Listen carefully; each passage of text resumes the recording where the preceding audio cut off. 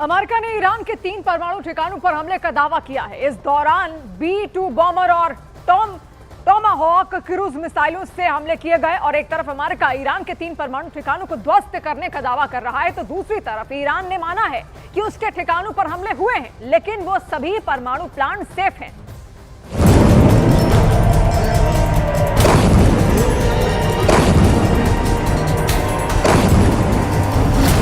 अमेरिकी B-2 बॉम्बरों से Iran में तबाही। ईरान के 3 परमाणु ठिकाने तबाह होने का दावा।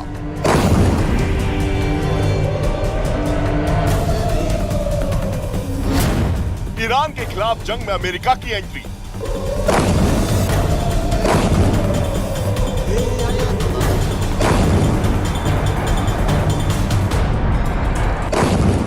ईरान के 3 परमाणु ठिकानों पर अमेरिकी बॉम्बरों से बम वर्षा का जो अंजाम सामने आया, उससे पश्चिम एशिया थर्रा गया। ईरान के परमाणु ठिकानों को तबाह करने के लिए अमेरिका ने ऐसी घातक प्लानिंग की जिसका कोई काट ईरान के पास नहीं था। अमेरिकी बॉम्बरों ने जब ईरान के परमाणु ठिकानों पर बम बरसाए, तब ईरान सरेंडर के मोड में आ गया। वो चाहकर भी अमेरिकी बॉम्बरों को रोक नहीं पाया, क्योंकि अमेरिका की ताकत के आगे ईरान कुछ भी नहीं है। अब ये जानना जरूरी है कि ईरान के तीनों परमाणु ठिकानों पर अमेरिकी हमले कैसे हुए। फोर्डो परमाणु प्लांट, B-2 बॉम्बर से हमला। फोर्डो न्यूक्लियर प्लांट, इसे ईरान का सबसे मजबूत ठिकाना कहा जाता है। ऐसा इसलिए क्योंकि इसे ईरान ने जमीन के कई फीट नीचे बनाया है। इसे नेस्त नाबूद करने के लिए अमेरिका और इजराइल को एड़ी चोटी का जोर लगाना पड़ा। तभी डोनाल्ड ट्रंप ने अपने सबसे ताकतवर B-2 स्पिरिट बॉम्बर को भेजा। अमेरिका के एक अधिकारी ने CNN को बताया कि ईरान के फोर्डो न्यूक्लियर प्लांट पर अमेरिका ने B-2 स्पिरिट बॉम्बर से हमला किया। इस हमले में 6 B-2 बॉम्बर से 12 बंकर बस्टर बम गिराए गए। ये बंकर बस्टर बम 13,607 किलोग्राम के होते हैं, जिनमें 2,721 किलोग्राम विस्फोटक होता है। जमीन के नीचे मौजूद ईरान के फोर्डो परमाणु ठिकाने को तबाह करने के लिए पहले अनुमान लगाया गया था कि 2 बंकर बस्टर बम की जरूरत पड़ेगी, लेकिन अमेरिका कोई कमी नहीं रखना चाहता था। इसलिए दावे के मुताबिक अमेरिका ने अपने बॉम्बर से 12 बंकर बस्टर बम बरसाए। I may do it, I may not do it. I mean, nobody knows what I'm going to do. Fordow fuel enrichment plant Iran की सबसे सीक्रेट और बेहद सुरक्षित न्यूक्लियर साइट्स में एक है। ईरान के कोम शहर से 30 किलोमीटर और राजधानी तेहरान से 160 किलोमीटर दूर फोर्डो गांव के पास एक पहाड़ के नीचे छिपी जगह को हवाई हमलों और विदेशी हमलों से बचाने के लिए डिजाइन किया गया था। 2000 के दशक में ईरान ने दुनिया से छुपकर फोर्डो प्लांट का निर्माण किया। साल 2009 में पश्चिम खुफिया एजेंसियों ने इस न्यूक्लियर प्लांट का पर्दाफाश किया, तो ईरान ने IAEA के सामने इसे आधिकारिक तौर पर कबूल किया। ईरान के इस खुलासे से दुनिया भर में हलचल मच गई। फोर्डो फ्यूल एनरिचमेंट प्लांट जमीन से 80 से 300 फीट नीचे बनाया गया है।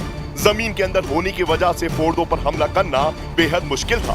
फोर्डो में यूरेनियम एनरिचमेंट होता है, जो न्यूक्लियर हथियार बनाने की राह में बड़ा कदम है।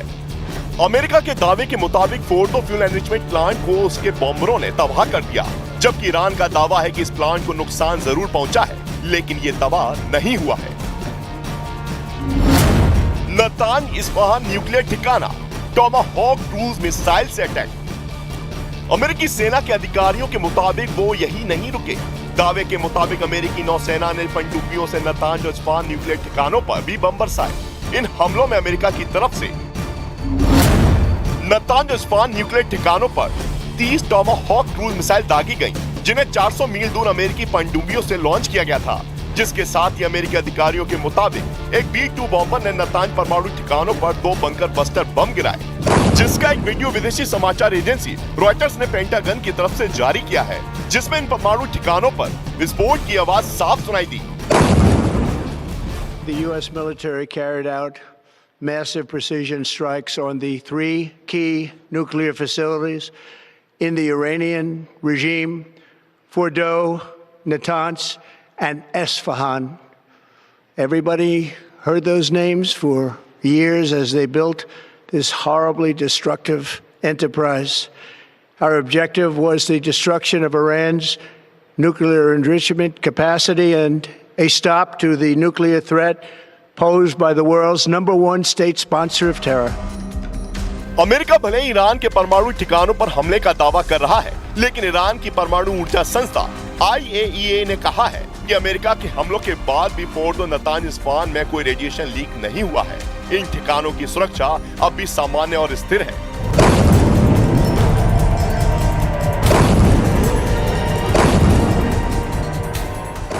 अब आपको ईरान पर अमेरिका के हमले का सांकेतिक वीडियो दिखाते हैं। अमेरिका ने B-2 बॉम्बर के जरिए ईरान के 3 परमाणु केंद्रों को निशाना बनाया। अमेरिका ने ईरान के फोर्डो, नतांज और इस्फहान परमाणु केंद्र को तबाह करने का दावा किया। अब देखिए किस तरीके से इस हमले को यहां पर बाकायदा अंजाम दिया गया। कई सारे विमान अमेरिका ने तैयार किए, B-2 बॉम्बर उसमें फिट किए गए और वो ईरान पर पहुंचे। ईरान के इन 3 बड़े शहरों में जहां पर उसके परमाणु केंद्र भी हैं, इस्फहान, फोर्डो, नतांज, ये तमाम 3 बड़े अड्डे थे जहां पर अमेरिका जानता था कि परमाणु जखीरा रखा हुआ है ईरान का, और वहीं पर इन बॉम्बों को गिराया गया। और अब आपको बताते हैं कि आखिर किस तरह से अमेरिका ने ब्लैक बर्ड से हमला किया और फोर्डो में परमाणु ठिकाने को तबाह किया। देखिए 12 किलोमीटर ऊपर से ब्लैक बर्ड यानी B-2 स्पिरिट बॉम्बर से बम गिराए गए। इसके अलावा जब B-2 स्पिरिट बॉम्बर से GBU, देखिए किस तरीके से हमला किया गया फोर्डो पर। अटैक पूरा प्लान्ड था और बहुत ऊंचाई से तेजी से GBU 57 यहां पर गिरता है। सैटेलाइट से सटीक निशाना लगाने में ये काबिलियत यहां पर हासिल हुई। इसके अलावा ज्यादा वजन था, यानी कि एक बड़ा विस्फोट वहां पर हुआ। और देखिए काइनेटिक एनर्जी का इसमें इस्तेमाल किया गया। बंकर तोड़ बम का 2400 किलो का जो बम था वो यहां पर गिराया गया। ट्रंप ने फोर्डो सेंटर तबाह होने का बड़ा दावा भी इसके बाद किया था। एक बड़ी सफलता है ये अमेरिका के लिए। हालांकि जो सैटेलाइट इमेजेस आई हैं वो भी आपने देखी किस तरीके से पूरा अटैक किया गया। ये पूरा वीडियो इमेज हम आपको बता रहे हैं। और देखिए ईरान पर अमेरिकी हमले पर ब्रिटेन का बड़ा बयान सामने आया है। ब्रिटेन के पीएम ने ईरान को बातचीत का ऑफर दिया है। की स्टामर का यह कहना है कि बातचीत कर सकता है ईरान, और वो ये भी कह रहे हैं कि परमाणु हथियार बनाने की इजाजत नहीं दे सकते। खतरे को सीमित करने के लिए अमेरिका का हमला हुआ है, ये उनकी ओर से बात की गई है। देखिए ब्रिटेन खुद पहल कर रहा है, आगे आ रहा है, और ईरान को उसकी ओर से चेतावनी ही आपसे कहिए एक तरीके से दी गई है, क्योंकि अमेरिका ने भी हमले के जरिए चेतावनी दी है। अब कीर स्टामर का कहना है कि अभी भी उसके पास वक्त है, वो बातचीत यहां पर कर सकता है। और देखिए अब ट्रंप का जो बयान है, अब अलग अलग बयान आप देखिए क्या क्या अलग अलग राष्ट्राध्यक्षों की ओर से आ रहे हैं। ट्रंप कहते हैं अब शांति का समय है। इसके अलावा नेतन्याहू का यह बयान है पहले शक्ति आती है फिर शांति आती है। उसके ऊपर से ईरान कहता है अमेरिका को मुंह तोड़ जवाब वो देंगे, जितना नुकसान अब तक पहुंचा है उससे कहीं ज्यादा नुकसान पहुंचाएंगे।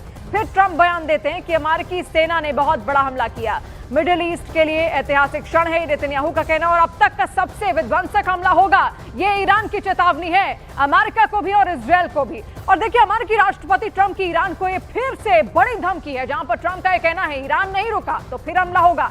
ईरान को अब शांति के रास्ते पर आना चाहिए। और ट्रंप ये भी कहते हैं कि अमेरिकी सेना ने ईरान पर सटीक हमला किया।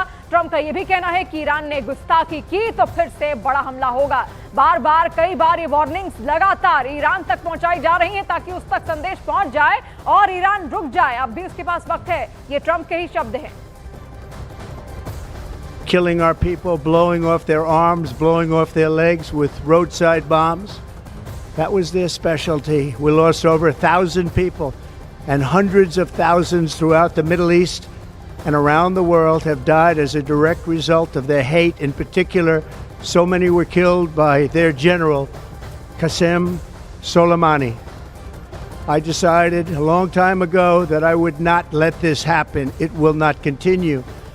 I want to thank and congratulate Prime Minister Bibi Netanyahu. We worked as a team like perhaps no team has ever worked before. Precision strikes on the 3 key nuclear facilities in the Iranian regime, Fordo, Natanz, and Esfahan.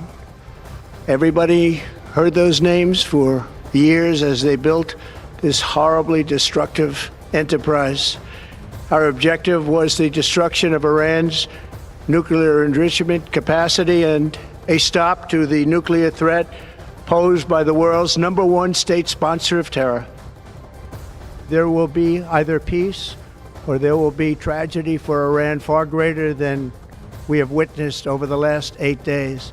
Remember, there are many targets left Tonight's was the most difficult of them all, by far, and perhaps the most lethal.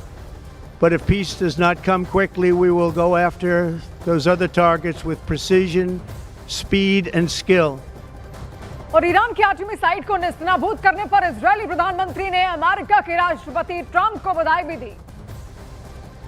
Congratulations, President Trump. Your bold decision to target Iran's nuclear facilities with the awesome and righteous might of the United States will change history. In Operation Rising Lion, Israel has done truly amazing things. But in tonight's action against Iran's nuclear facilities, America has been truly unsurpassed. It has done what no other country on earth could do. History will record that President Trump acted to deny the world's most dangerous regime the world's most dangerous weapons. His leadership today has created a pivot of history that can help lead the Middle East and beyond to a future of prosperity and peace. और Iran के परमाणु ठिकानों पर हमले कर America ने यह जता दिया कि वो सुपर पावर है। इस हमले के साथ ही यह भी जाहिर हो गया कि अमेरिका कहीं भी, कभी भी, किसी पर भी, किसी भी देश पर हमला कर सकता है। यही नहीं, ईरान पर हमले के साथ ही पश्चिम एशिया में अमेरिका का वर्चस्व बहुत हद तक बढ़ गया है।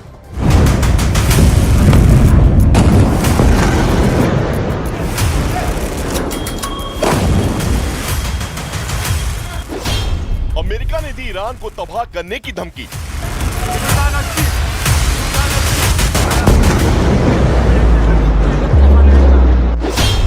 बारूद के ढेर पर पश्चिम एशिया के कई देश।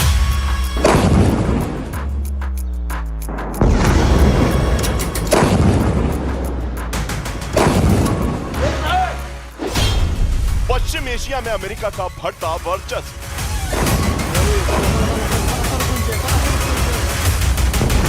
ईरान के 3 परमाणु ठिकानों पर हमले का दावा करने के बाद अमेरिकी राष्ट्रपति डोनाल्ड ट्रंप ने फिर से खामनेई को बड़ी धमकी दी। उन्होंने कहा कि अमेरिका ने बहुत पहले ही तय कर लिया था कि ईरान को परमाणु हथियार हासिल नहीं करने देगा। ईरान के परमाणु हथियार सिर्फ इजराइल के लिए नहीं बल्कि अमेरिका के लिए भी बड़ा खतरा है। इसलिए अमेरिका ने अपने घातक B-2 बॉम्बर से ईरान के फोर्ट और नतांज स्पान न्यूक्लियर ठिकानों पर हमले किए, जिसमें इन तीनों परमाणु ठिकानों के तबाह होने का दावा किया गया। Our objective was the destruction of Iran's nuclear enrichment capacity and a stop to the nuclear threat posed by the world's #1 state sponsor of terror. Iran के परमाणु ठिकानों पर हमले के बाद अब इस जंग में अमेरिका की डायरेक्ट एंट्री हो गई है, यानी उसके शामिल होने के बाद अब ये लड़ाई ईरान या अमेरिका तक सीमित नहीं रहेगी, बल्कि इसका असर पूरे पश्चिम एशिया के देशों पर पड़ सकता है। इस समय अमेरिका का हस्तक्षेप सऊदी अरब, इराक, इजराइल, संयुक्त अरब अमीरात, Qatar, Kuwait, Oman, Bahrain, Yemen, Syria, Lebanon, Jordan, मिस्र पर है और अब अमेरिका ईरान पर भी अपना दबदबा कायम करना चाहता है। ऐसे में सवाल उठता है कि क्या पूरे पश्चिम एशिया में अमेरिका की बादशाहत कायम होने वाली है? क्या ट्रंप अपना कार्यकाल पूरा करते करते पश्चिम एशिया में अमेरिका का वर्चस्व कायम कर देंगे? अमेरिका का ईरान के परमाणु ठिकानों पर हमले और उसे खत्म करने की धमकी की वजह पश्चिम एशिया में अमेरिका का बढ़ता वर्चस्व माना जा रहा है और इसकी एक और वजह है वो ये कि पश्चिम एशिया की जमीन से लेकर समंदर तक अमेरिका के सैनिक और उसके युद्धपोत तैनात हैं। इस समय पश्चिम एशिया में अमेरिका के 40,000 सैनिक मौजूद हैं, वहीं कतर और कुवैत में कुल 26,000 सैनिक मौजूद हैं। इसके साथ ही ईरान के पास अमेरिका के 2 युद्धपोत तैनात हैं। पश्चिम एशिया के अलग अलग सागर में अमेरिकी नेवी की तैनाती है और यही वजह है कि अमेरिका पश्चिम एशिया को कंट्रोल में रखने की कुव्वत रख रहा है और ईरान को धमकी पर धमकी दिए जा रहा है। इसके साथ ही उसने ईरान के 3 परमाणु ठिकानों पर बड़े हमले का दावा भी किया। इसके साथ ही अमेरिकी राष्ट्रपति ने ईरान को एक और बड़ी तबाही की धमकी भी दी है। There will be either peace or there will be tragedy for Iran far greater than we have witnessed over the last 8 days. Remember, there are many targets left. Tonight's was the most difficult of them all, by far, and perhaps the most lethal. But if peace does not come quickly, we will go after those other targets with precision, speed, and skill. America ने ताजा हमलों से ये जाहिर कर दिया है कि वो दुनिया में किसी भी जगह पर 24 घंटे के भीतर बहुत बड़े हमलों को अंजाम दे सकता है। इसके लिए चाहे उसके सैन्य अड्डे उस जगह पर हो या ना हो, हजारों किलोमीटर की यात्रा करके B-2 बॉम्बर से अटैक ने अमेरिका की इस क्षमता को जाहिर कर दिया है। कहने का मतलब अमेरिका से पंगा लेना मतलब खुद की मौत को दावत देना है। इजरायल ईरान युद्ध के दौरान अमेरिका ने ईरान के 3 परमाणु ठिकानों पर देर रात अटैक किया, जिसमें ईरान को खासा नुकसान हुआ। वहीं अमेरिकी हमले के बाद ईरान ने भी पलटवार किया। ईरान ने इजरायल पर बैलिस्टिक मिसाइलें दागी, जिसमें 16 लोगों के घायल होने का दावा किया जा रहा है। वहीं इजरायल ने जवाबी हमला करते हुए ईरान के सैन्य ठिकानों पर एयर स्ट्राइक कर दी, जिसमें ईरान को बड़े नुकसान का दावा किया जा रहा है।